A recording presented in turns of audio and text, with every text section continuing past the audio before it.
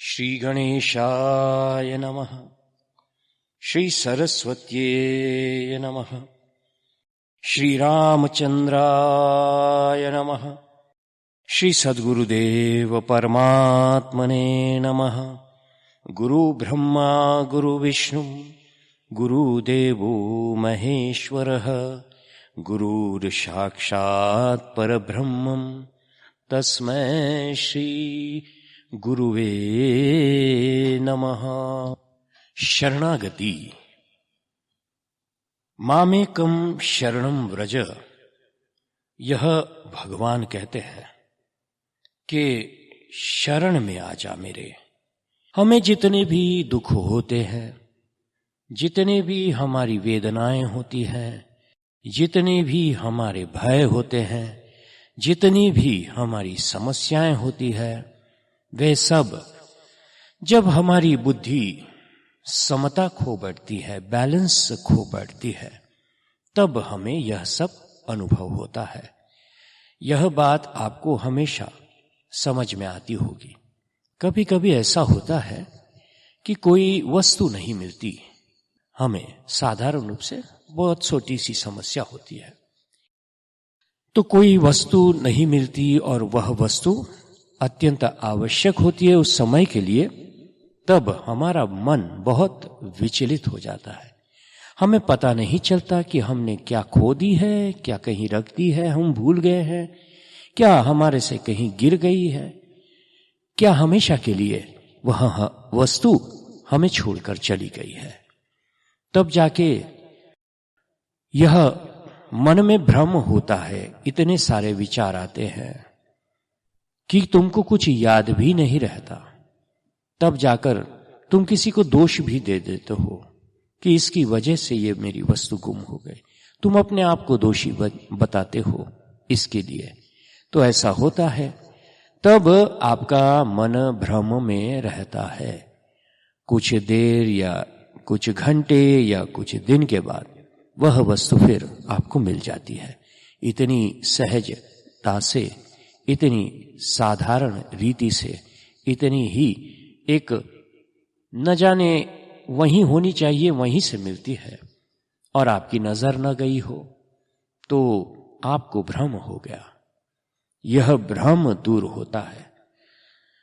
कैसे भ्रम बुद्धि से दूर होता है और बुद्धि स्थिर रहती है? जब किसी के शरण में रहते हैं, हमारी बुद्धि के ही शरण में रहते, या तो फिर भगवान के शरण में रहते हैं, तब ऐसा नहीं होता। तो इस शरणागति के विषय पर गीता जी में बहुत कुछ कहा गया है, और उन्हीं बातों को लेकर श्री अखंडानंद सरस्वती जी महाराज ने यहां कुछ प्रवचन किए थे। इन्हीं प्रवचनों में 2 प्रवचन हम लोगों ने कल सुन लिए। आज हम तीसरा प्रवचन सुनने जा रहे हैं, तो सुनिए। महाराज श्री कहते हैं, मैंने पहले कहीं पढ़ा था कि विदेश में एक घोड़ा शिक्षित किया गया था। उसको 16 प्रश्नों का उत्तर देना आता था। 16 ऐसे शब्द याद थे जिनके द्वारा वह अपने पांव से धरती पर लिखकर उन सब प्रश्नों का उत्तर दे देता था। इतना सुशिक्षित था वह घोड़ा। उसी तरह हम वेदांती लोग भी 15-16 शब्दों को याद रखते हैं और उन्हीं से सब प्रश्नों का उत्तर देते हैं। यदि कोई हमसे कहे कि यह अभ्यास, निष्ठा, माया, उपाधि, अधिकरण, अधिष्ठान, अध्यस्त, आभास, प्रतिबिंब, अविच्छिन्न इत्यादि शब्द छोड़ दो, तो हम ठन ठन पाल हो जाएंगे। हमारा सारा ज्ञान इन्हीं 15-16 शब्दों में निहित है। घुमा फिराकर उन्हीं को बोलते रहते हैं। हमारी भाषा समझने वालों को हमारी बात आसानी से समझ में आ जाती है, और हमारी भाषा नहीं समझने वाले को हमारी बात समझ में थोड़ी कठिनाई होती है। एक घोड़े की बात सुनाई, एक और सुना देता हूं। किसी महाराजाधिराज के पास एक बहुत सुशिक्षित घोड़ा था। एक बार उस पर चढ़कर कहीं जा रहे थे, रास्ते में गिर पड़े, चोट लग गई। घोड़ा सुशिक्षित था, उनको गिरे देख उनकी ओर पीठ करके बैठ गया और वे सरक कर घोड़े पर चढ़ गए, और जब वे बैठ गए तब वह उन्हें अस्पताल ले गया। पर इस अस्पताल में ले गया जिसमें चोट लगने पर घोड़े को ले जाया गया था। इसी तरह हमारी शिक्षा का भी यही ढंग है कि हम घुमा फिराकर आपको अपने ही अस्पताल में ले जाएंगे। वे ही 15-16 शब्द और वे ही अस्पताल। आपको कल सुनाया था कि पूजा, उपासना, भक्ति, समर्पण, प्रपत्ति और शरणागति, इन शब्दों के अर्थ में कैसे कैसे फर्क पड़ता है। पूजा में क्रिया की प्रधानता होती है, उपासना में विधि की प्रधानता होती है, भक्ति में प्रेम की प्रधानता होती है, और समर्पण में भगवान के लिए वस्तु का समर्पण, पत्रम पुष्पम फलम तोयम, क्रिया का समर्पण, यत् करोषि, भोग का समर्पण, यदश्नासी, धर्म का समर्पण, यज्जुहोषि ददासी, और तपस्या का समर्पण होता है। और इतना ही नहीं, समर्पण को गीता में इस तरह बताया है, मय्येव मन आधस्त्व मयि बुद्धिम निवेशय निवसिष्यसि मय्येव अत ऊर्ध्वं न संशयः। अपना प्यार भी भगवान को दो और अपना विचार भी भगवान को दो, मन और बुद्धि भगवान के प्रति समर्पित करो। समर्पण के साथ साथ आपको शरण शब्द के विषय में भी बताया था। सब साधना है, समर्पण भी एक साधना है, परंतु शरणागति में उपाय और उपेय, साधना और साध्य दोनों एक है। आपको समझाया था कि नदी पार करना हो तो नाव उपाय है, पार करना कर लेना उपेय है। इसमें यह बात सुनाई थी कि शरण भी भगवान है और शरणागति भी भगवान है। वही उपाय है, वही उपेय है, वही प्राप्य है और वही प्राप्ति के साधन है। इस तरह शरणागति कोई कर्ता के अधीन रहने वाली और की जाने वाली साधना नहीं है। इसमें तो स्वयं भगवान ही शरणागत भक्त का कल्याण कर देते हैं। तो गतिर्भर्ता प्रभुः साक्षी निवासः शरणम सुरुत में शरण रूप भगवान है, और तमेव शरणम गच्छ सर्वभावेन भारत, इसमें शरणागति के विषय भगवान है और शरणागति रूप भगवान है।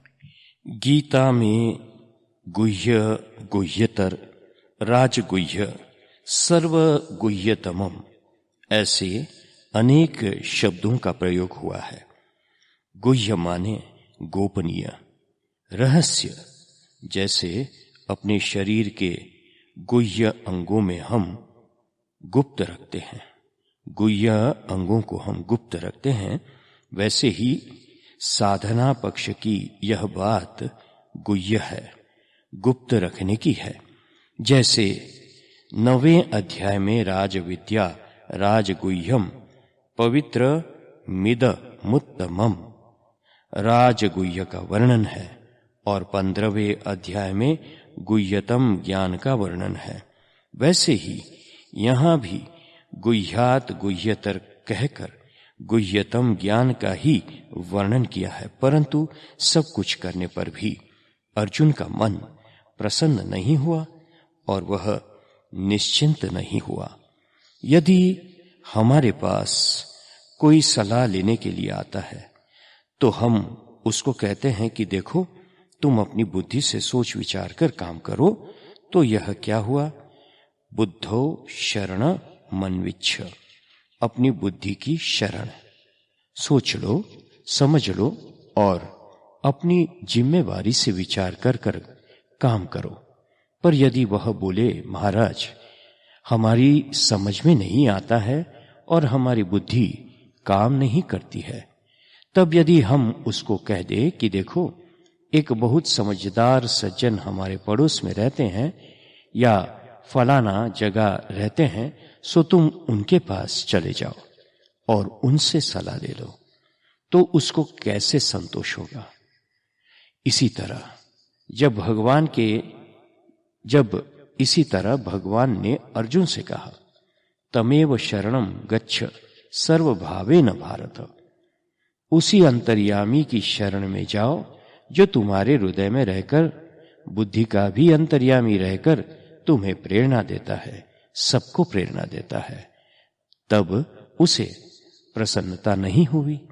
अर्जुन को एक बार मैंने देखा कि कर्णवास में श्री उड़िया बाबा जी महाराज के पास एक सज्जन आए और उन्होंने कहा कि मुझको अपना शिष्य बना लीजिए।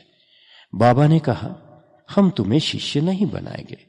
इससे दुखी होकर वे कुटिया के पीछे बैठकर अनशन करने लगे। 5 दिन बीत गए और वे अनशन तोड़े ही नहीं।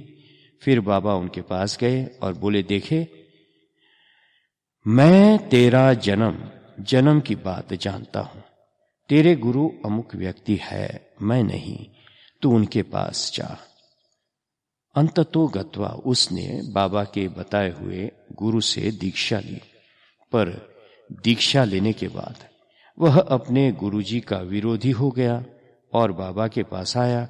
बाबा हंसकर बोले, देखो तुम्हारे मन में विरोध और स्वार्थ कहाँ छिपा हुआ है, इसकी न तुम जानते हो और न दूसरे लोग जानते हैं, और गुरु बनाने की योग्यता भी अभी तुम्हारे अंदर नहीं आई है।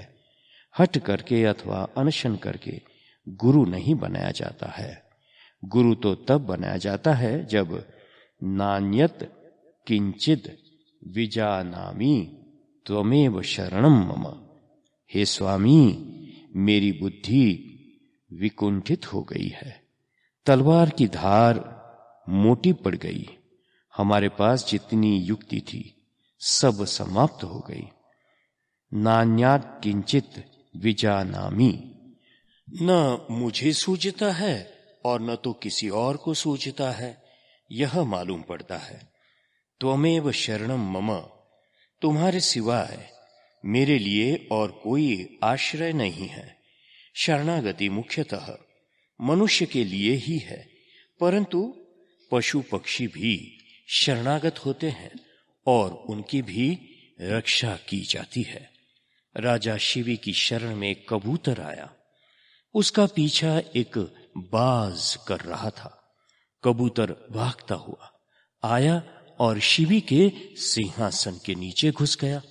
कुछ बोला नहीं, शरणागतो अहम ऐसे बोला नहीं, बस उनके सिंहासन के नीचे घुस गया। बाज आया, बोला, यह मेरा भक्ष्य है, भोग्य है, मेरे भोग्य को आप छीन नहीं सकते। शिवी ने कहा, यह मेरा शरणागत है, इसे तुम छू नहीं सकते, चाहो तो बदले में कुछ ले लो। बाज ने कहा, मुझे मांस चाहिए आपके शरीर का। और अपने शरणागत की रक्षा के लिए शिवी ने अपने शरीर का मांस काट काट कर दिया। वह कबूतर था धर्म और वह बाज था इंद्र। शरणागत की रक्षा कैसे की जाती है, इसका एक उदाहरण है यह। शरणागत कहाँ जे तजहि निज अनहित अनुमानी, ते नर पामर पापमय तिनहि विलोकत हानि। शरणागत की रक्षा की पद्धति ऐसी थी कि जो अपने शरणागत की रक्षा नहीं करते तो लोग उनका मुंह नहीं देखना चाहते।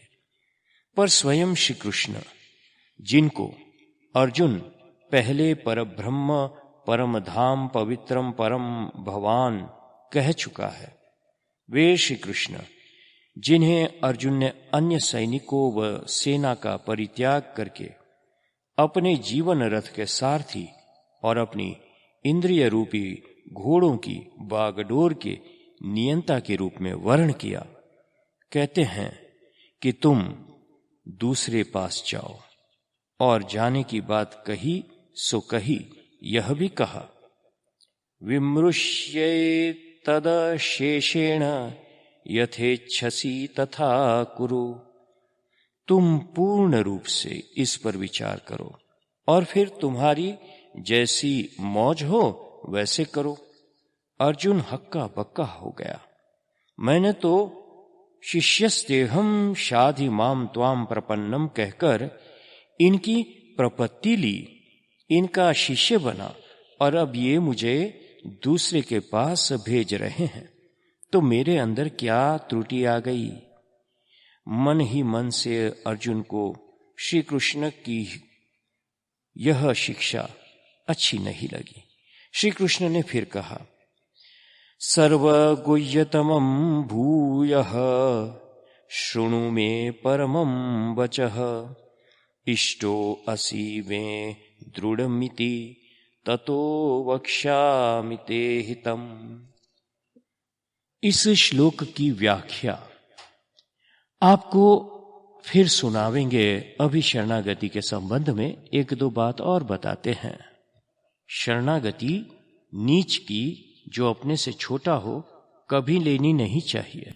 शरण उसी की लेनी चाहिए जो सर्वज्ञ हो, माने हमारे हृदय को जानता हो, और सर्वशक्तिमान हो, माने उसको पूरा करने की शक्ति रखता हो, और इतना दयालु, इतना कोमल हृदय हो कि उसको पूर्ण किए बिना रह नहीं सकता हो। आश्रित कार्य निर्वाहक वह होता है जो अपने शरणागत के सारे कार्य, जो कुछ भी उसको अपने जीवन में करना बाकी है, उसको स्वयं वही कर दे, कह दे, बस बस बस अब तुम देखो और मैं तुम्हारा काम किए देता हूं। आश्रित को बैठा दिया नाव पर कि तुम मेरी ओर देखो और मैं नाव खेकर पार करता हूं। तेषामहं समुद्धर्ता मृत्यु संसार सागरात। तुम्हें अपने हाथ से नाव खेने की जरूरत नहीं है, मैं तुम्हारी नाव खेता हूं। इसको साधारण रूप से लोग नहीं समझते हैं और आश्रयण सौकर्यापादक हो, अपने पास आने में, आश्रय लेने में, शरण लेने में सहायक हो। शरणागत के प्रति यह कह देना कि तुम उनके पास जाओ, उनकी शरण ग्रहण करो और वही तुमको शांति मिलेगी, तुम स्वयं विचार करके काम करो, उचित नहीं होता, उचित नहीं होता है। आपको पहले सुनाया था कि हम भजन तो करें भगवान का और मांगे उनसे दूसरी चीज कि हे भगवान, हम तुम्हारी भक्ति करते हैं, हमारे यार की उम्र बढ़ा दो, हमको धन दे दो, बेटा दे दो, इज्जत यश कीर्ति दे दो, हुकूमत ऐश्वर्य दे दो। यह गलत है। भक्ति करे भगवान की और मांगे दूसरी चीज, यह शरणागति नहीं होती। अच्छा, अब और देखो, भजन किया, तप किया, 3.5 करोड़ नाम जाप किए और बोले इसके बदले में तुम भगवान हमको मिल जाओ, यानी भगवान की कीमत बना दी। आपने सुना होगा, नारद जी ने एक बार सत्यभामा जी को ऐसी पट्टी पढ़ाई कि उन्होंने श्री कृष्ण का दान कर दिया। जल अक्षत फूल हाथ में लेकर सत्यभामा ने श्री कृष्ण का हाथ पकड़ा और पूछा, श्री कृष्ण मेरे हो ना? कहा, हाँ है। अच्छा, तो मैं तुम्हारा दान करती हूं, और कर दिया दान। सब जगह हाहाकार मच गया। श्री कृष्ण का दान हो गया। अब तो सब रोने लगे। 16,000 रानियां रोने लगी। देवकी वासुदेव रोने लगे। द्वारकावासी रोने लगे। फिर यह तय हुआ कि श्री कृष्ण का तुला दान किया जाए। सत्यभामा उनके बदले में समग्र पृथ्वी त्रिलोकी का राज्य दे करके तैयार हो गई देने को, पर सब बेकार। तराजू के एक पलड़े में श्री कृष्ण बैठे और दूसरे पलड़े में उनके बराबर कुछ हो ही नहीं। नारद जी ने श्री कृष्ण से कहा, उठो, हमारी वीणा कंधे पर ले लो और हमारे चेले बनकर हमारे साथ चलो, हमारे पीछे पीछे चलो। रुक्मिणी जी यह बात सब देख रही थी। उन्होंने झट एक तुलसी का पत्ता लिया और कृष्ण का नाम लिखकर तराजू के दूसरे पलड़े पर रख दिया। नाम और रूप में तो फर्क होता नहीं, और हो गया श्री कृष्ण के बराबर। तो जब हम भगवान को किसी जप तप व्रत तीर्थ आदि के बदले में लेना चाहते हैं कि हम इतना यह करेंगे तो हमें भगवान मिल जाएंगे, यह भगवान की प्रतिष्ठा के अनुरूप नहीं होता। ब्रह्म कहाँ रहता है? ब्रह्म श्री कृष्ण में रहता है। साक्षात ब्रह्म मूर्ति श्री कृष्ण सामने खड़े हैं और तुम उसकी कीमत चुकाना चाहते हो। यह शरणागति नहीं होती।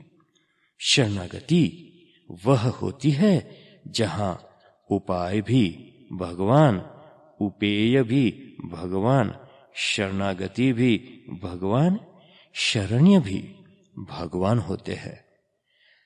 सुना रहा था दूसरी बात और बीच में और बात सुनाने लगा, तो वापस पहली बात पर आ जाता हूं। शरण उसकी लेनी चाहिए जो सर्वज्ञ हो, सर्वशक्ति हो, परम दयालु हो, आश्रित कार्य निर्वाहक हो और आश्रय सौकर्यापादक हो। पर शरणागति बिगड़ती कहां है? इसका एक दो उदाहरण बताता हूं। अयोध्या जी में राजा दशरथ थे, गुरु वशिष्ठ थे, स्वयं भगवान रामचंद्र थे, पर कैकेयी ने मंथरा की शरण ली। नीच की शरण हो गई, अयोग्य की शरण हो गई। पर मंथरा की शरण लेकर उसने पाया क्या? रामचंद्र वन में गए, दशरथ मर गए, स्वयं विधवा हुई, भरत ने 14 वर्ष तपस्या की, अनर्थ हुआ। दशरथ ने क्या किया? उन्होंने भी अयोग्य की शरण ली।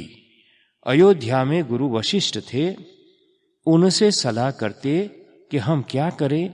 श्री रामचंद्र जी से ही परामर्श कर लेते, कौशल्या से कर लेते, अथवा भरत जी को बुलाकर उनसे सलाह लेवे, परंतु यह सब कुछ नहीं किया। कैकेयी की शरण में हो गए। नतीजा यह हुआ कि उनकी सोची हुई एक भी बात पूरी नहीं हुई, उन्हें मर जाना पड़ा। तो नीच की शरणागति कभी सफल नहीं होती। अच्छा, और सुनिए, हनुमान जी के कहने से श्री रामचंद्र जी सुग्रीव के पास गए और उन्होंने उसकी शरण ली। यह बात आश्चर्यजनक है, परंतु वाल्मीकि रामायण में स्पष्ट शरण शब्द का ही प्रयोग किया गया है। सुग्रीव शरणम गतः। श्री रामचंद्र के प्रेमियों को यह शब्द अच्छा तो नहीं लगेगा, परंतु वाल्मीकि रामायण में है कि रावण पर विजय प्राप्त करने के लिए राम को एक मित्र की आवश्यकता थी, इसलिए वे मित्र संप्राप्ति के लिए सुग्रीव के पास गए। परंतु कहाँ राम और कहाँ सुग्रीव। फिर भी सुग्रीव राम से विमुख हो गया। हनुमान का सारथित्व भी काम नहीं आया। अंत में राम ने शेषावतार लक्ष्मण से, जो प्रलय के समय एक फुफकार से ही सृष्टि निगलने को तैयार रहते हैं, कहा डरा धमका कर उसे हमारे पास ले आओ। जब लक्ष्मण ने उन्हें भय दिखाया तब वे राम की शरण में आए। सुग्रीव, अब भगवान सुग्रीव के शरणागत नहीं रहे, सुग्रीव भगवान के शरणागत हो गए और तब उनका काम बना। नीच शरणागति का एक और उदाहरण देखिए। भगवान ने विभीषण की सलाह मानकर समुद्र की शरण ली। 3 दिन तक भूखे प्यासे रहकर भगवान समुद्र से प्रार्थना करते रहे, पर विनय न मानत जलधि जड़ गए 3 दिन बीती, काम नहीं बना। यदि चेतन आत्मा देह के घेरे में घिर कर रहेगा, जड़ की शरण लेगा, अपने मन का कैदी होकर रहेगा, बुद्धि के अधीन होकर रहेगा, अहंकार के परवश होकर काम करेगा, तो यह गलत होगा। चेतन जड़ के अधीन होने योग्य नहीं है। पर आपको साफ साफ बात बताता हूं, मनुष्य होकर भी अपने हीरा मोती सोना चांदी कागज के टुकड़े मकान कुर्सी आदि की शरण ले रखी है। यह नीच शरणागति है आपकी, यह कभी सफल नहीं होती। इसके लिए उपनिषद के धनुष पर चढ़ाकर बाण उठाना पड़ता है। समुद्र के लिए भी अंत में धनुष बाण ही उठाना पड़ा श्री राम जी को। इससे चेतन की चेतना निखरती है, स्पष्ट होती है। जड़ वस्तु, जड़ क्रिया, जड़ भावना, जड़ अंतकरण और जड़ अहंकार सब चेतन के द्वारा प्रकाश्य है, दृश्य है। जब आपकी आंख अपनी देखी हुई चीज के साथ चिपक जाएगी तब वह फूट जाएगी। मैंने शब्द तो जरा कड़े कहें और ईश्वर की कृपा से अभी तक आपकी आंख किसी के साथ चिपक कर गई नहीं है। यदि किसी की शक्ल सूरत देखकर आपकी आंख उसमें चिपक जाएगी तो आंख आंख नहीं रहेगी, आप बिल्कुल अंधे हो जाएंगे। तो शरणागति किसकी होनी चाहिए? जो सर्वोत्तम है, सर्वोत्कृष्ट है, उसकी। भगवान ने कहा, भाई बात सी बहुत गुप्त है, सबसे छिपाने लायक है। सर्वगुह्यतमं भूयः शृणु में परमं वचः। यह बात जो मैं कहने जा रहा हूं आखिरी बात है। परमम का अर्थ है आखिरी और वचः का अर्थ है बात। परम वचः, परमम वचः माने आखिरी बात, निरुत्तर, लाजवाब। इसके बाद फिर कुछ बोलना मत। अब तक क्यों नहीं बताया? अब तक इसलिए नहीं बताया कि सर्वगुह्यतमम सब गोपनीयों से गोपनीय है और सबसे गुप्त रखने योग्य है। तू मेरी शरण में आ जा। यह किसी आमूली मामूली आदमी से तो बोला नहीं जाता, बहुत विश्वसनीय हो तो ही बोला जा सकता है और तभी जिम्मेवारी भी ली जाती है। और जो वकीलों के चक्कर में हैं, यार प्यार के चक्कर में हैं, संकल्पों के चक्कर में हैं, विचारों के चक्कर में हैं, अपनी मान्यताओं के चक्कर में हैं, अपने अहं की पूजा में लगे हुए हैं, उनको तू मेरी शरण में आ जा नहीं कहा जा सकता।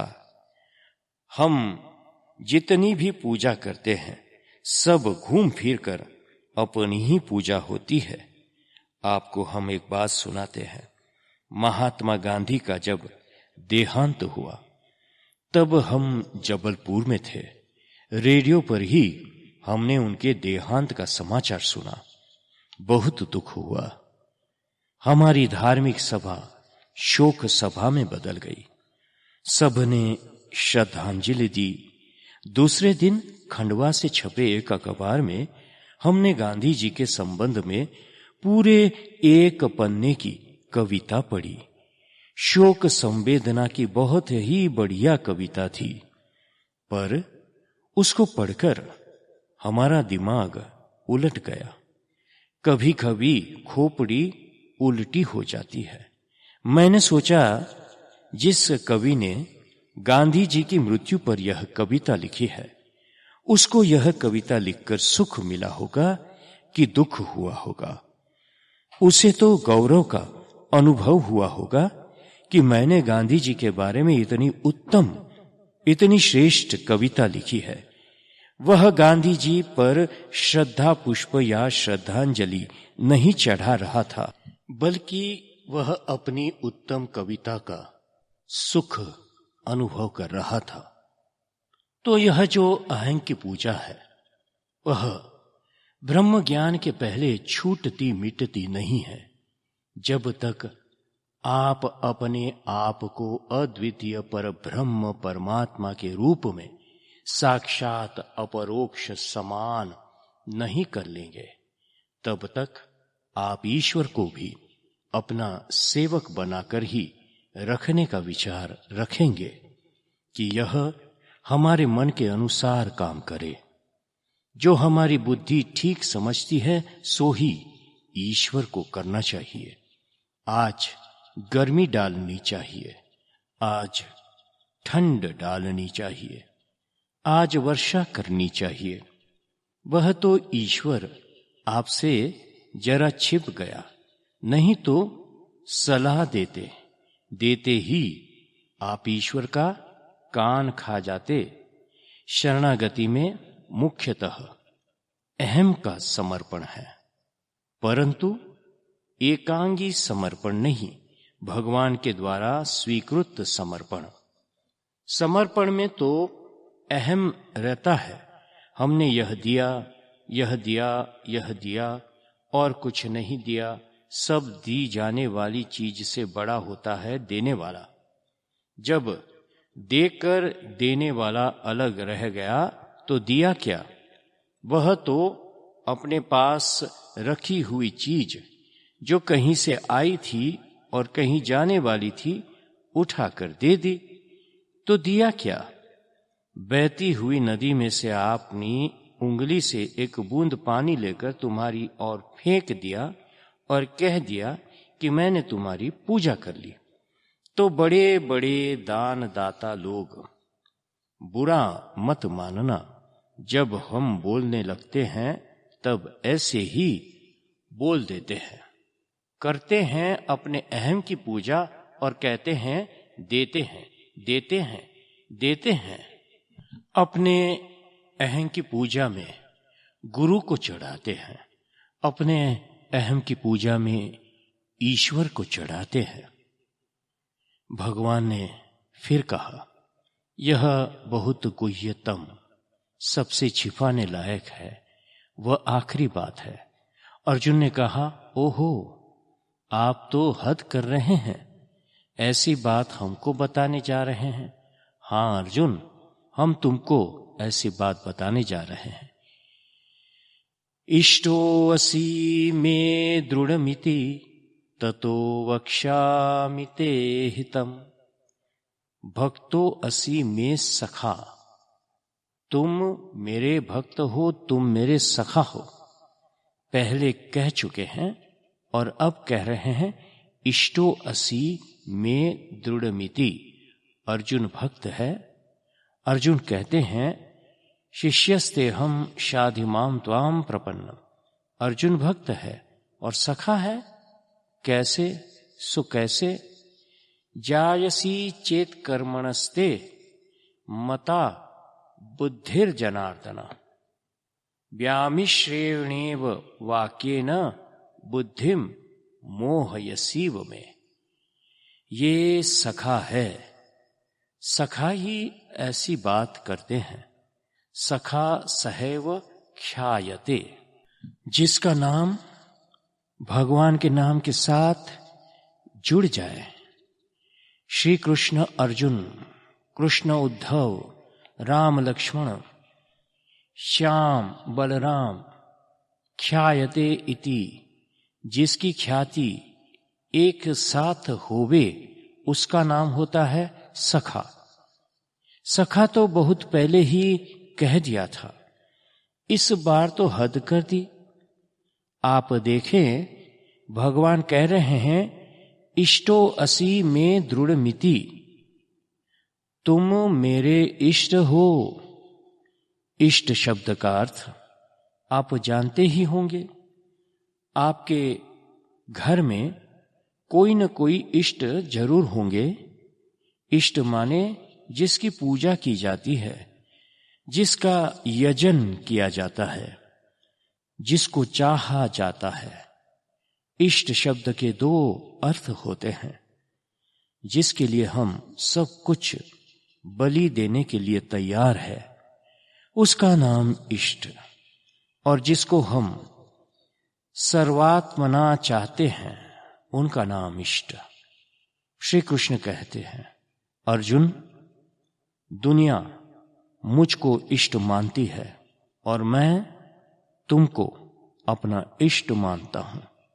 फिर पूछते हैं, तुमको याद होगा? क्या याद होगा? बलराम जी से छिपाकर, विरुद्ध होकर और बदनामी उठाकर मैंने अपनी बहन सुभद्रा को तुम्हारे साथ भगा दिया था। तुम मेरे इष्ट हो। अद्भुत है। आकाश चाहे फटकर गिर जाए और हिमाचल चाहे टुकड़ा टुकड़ा हो जाए और समुद्र चाहे सूख जाए, परंतु मैं जो कहता हूं वह कभी मिथ्या नहीं होगा। यस्त्वाम द्वेष्टि समाम द्वेष्टि, यस्त्वात्मनु समामनु। अर्जुन, जो तुमसे द्वेष करता है, दुश्मनी करता है, वह मुझसे द्वेष करता है, और जो तुम्हारे पीछे चलता है वह मेरे पीछे चलता है।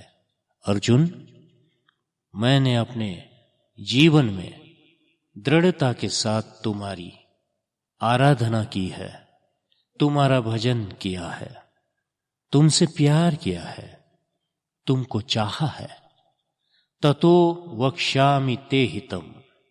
इसलिए अर्जुन, तुम दुखी मत हो, विषादग्रस्त मत होना।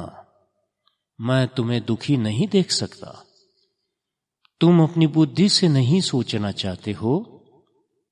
नहीं, पहले ही मैंने कह दिया, धर्म सम्मूढ़ चेताहा। हम अपनी बुद्धि से नहीं सोचना चाहते हैं। दूसरे के पास नहीं जाना चाहते हो? नहीं नहीं बाबा, मैं और किसी के पास नहीं जाना चाहता हूं। पूछने जाने को तो प्रश्न ही नहीं उठता। अच्छा, ऐसा है तो मैं तुम्हें तुम्हारे हित की बात सुनाता हूं। अर्जुन, इसमें तुम्हारा हित है। ततो वक्ष्यामि ते हितम। भगवान ने सब साधनों को इकट्ठा करके एक साथ कर दिया। सारी गीता में जितनी साधनाओं का वर्णन है, सबको इकट्ठा कर दिया। और अब तमेव शरणम गच्छ वाली बात बिल्कुल काट दी। सच पूछो तो मामेकम शरणम व्रज कहने से अन्य की शरणागति कट जाती है और सर्वधर्मान परित्यज्य से सारी की सारी साधनाएं कट जाती है। हम लोग गीता की चाहे जितनी लंबी चौड़ी व्याख्या करें, अशोच्यानंद से लेकर यथेच्छसि तथा कुरु तक जितनी लंबी चौड़ी टीका करे, भाष्य करे, भगवान ने तो स्वयं अपनी कही बात विरोध कर दिया, अपनी कही बात का विरोध कर दिया। तमेव शरणम गच्छ कहकर मामेकम शरणम व्रज और स्वधर्मे निधनम श्रेयः कहकर सर्वधर्मान परित्यज्य कह दिया। स्वधर्मे निधनम श्रेयः कहकर सर्वधर्मान परित्यज्य कह दिया। मैंने कुरान शरीफ में पढ़ा था कि खुदा ने मोहम्मद साहब के पास जो आयतें लिखकर भेजी थी, उसमें लिखकर भेजा था कि अब तक हमने जितने पैगंबर और उनके द्वारा जितना पैगाम भेजा है, संदेश भेजा है, सब मैंने काट दिया। अब जो मैं कह रहा हूं वही सच है। यह भी कह दिया कि अब आगे न कोई पैगंबर होगा और न कोई पैगाम होगा। अद्भुत बात है, अपनी कही हुई साधना, अपने ही बनाए हुए साध्य, सबका निषेध। कुछ दिन पहले मुंबई में भारतीय विद्या भवन में महामहोपाध्याय पंडित अनंत कृष्ण शास्त्री कोलकाता विश्वविद्यालय में संस्कृत के अध्यापक का व्याख्यान हुआ था। बहुत ही दिलचस्प था। उन्होंने बताया कि जितना वेद, पुराण, इतिहास, दर्शन, जो कुछ शब्द के द्वारा प्रतिपाद्य तत्व है, वह इति शब्द की व्याख्या है, और नेति नेति जो श्रुति का शब्द है, वह सबका निषेध कर देता है। इति न इति न इति श्री कृष्ण का निषेध वाक्य है। सर्वधर्मान परित्यज्य, और विधि वाक्य है मामेकम शरणम व्रज। इसके लिए सर्व साधनाओं का समेटने वाला मन्मना भव मद्भक्तो मद्याजी माम नमस्कुरु मामै वैश्यसि सत्यम ते प्रतिजाने प्रियो असी में। इस श्लोक का पहला हिस्सा 2 बार गीता में है। मन्मना भव, मन्मना भव मद्भक्तो मद्याजी माम नमस्कुरु 9वें अध्याय में भी है और 18वें अध्याय में भी है। श्री कृष्ण ने कहा, देखो मैं 4 बात तुमको बताता हूं, 4 बातें। इनको जानकर तुम निश्चित रूप से मेरे पास आ जाओगे। मामै वैश्यसि, मेरे पास आ जाओगे, मुझसे मिल जाओगे। मेरे पास आने का अर्थ है मुझसे एक हो जाओगे। अर्जुन ने कहा, बाबा तुम्हारी बात का क्या भरोसा, अभी तक इतने विस्तार से तब बता रहे थे और अब सबको तुम ही ने कैंसल कर दिया। तो बोले, सत्यम ते प्रतिजाने, मैं सत्य शपथ खाकर तुमसे कहता हूं। अरे बाबा, व्रज में कहीं सत्य शपथ होती है? वहां तो तेरी 100 मेरी 100, वहां तो तेरी 100 मेरी 100 बोलते ही रहते हैं। और फिर तुम जैसे सत्यवादी हो, यह भी मैं जानता हूं। मैया ने पूछा माटी खाई, तो कह दिया मैंने माटी नहीं खाई। खाते हो और कहते हो कि नहीं खाता हूं। गोपाल तापनीय उपनिषद में कह दिया, मैं भोगता ही नहीं हूं। भोगते हुए दिखते हो और कहते हो कि मैं भोगता नहीं हूं। सो तुम्हारी बात का क्या ठीक? श्री कृष्ण बोले, कोई पराया हो तो बात दूसरी होती है, तुम तो अपने हो। मेरे प्यारे हो, प्रियोसी में, तुमसे मैं झूठ नहीं बोल सकता, अपने प्यार से कोई झूठ नहीं बोल सकता। गुरु से कपट, मित्र से चोरी, की हो निर्धन, की हो कोढ़ी, मैं सच सच बोलता हूं। अच्छा बोलो, क्या बोलते हो? भागवत में इन्हीं श्लोकों की व्याख्या 11वें स्कंद में है। मैंने जिन धर्मों के अनुष्ठान का आदेश किया, उन सब धर्मों का परित्याग करके जो मेरी शरण में आ जाता है वह श्रेष्ठ है। उद्धव से ऐसे कह दिया, तस्मात् त्वमुद्धवोत सृज्य, सब छोड़ दो, प्रवृत्ति धर्म छोड़ो, निवृत्ति धर्म छोड़ो, विधि छोड़ो, निषेध छोड़ो, जो सुना है सो छोड़ो, जो सुनना बाकी है सो छोड़ो, मामेकमेव शरणम।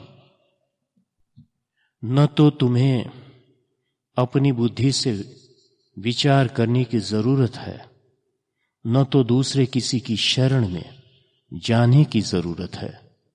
आओ, मामेकमेव शरणम। भागवत में यह गीता की व्याख्या है। अब मनमना भवमद भक्तो मद्याजी और सर्वधर्मान परित्यज्य की व्याख्या आपको फिर सुनावेंगे कल। किसमें? चौथे प्रवचन में। यहां पर तीसरा प्रवचन महाराज श्री का समाप्त हुआ। हरि ओम तत्सत, हरि ओम तत्सत, हरि ओम तत्सत। ओम शांति शांति शांति।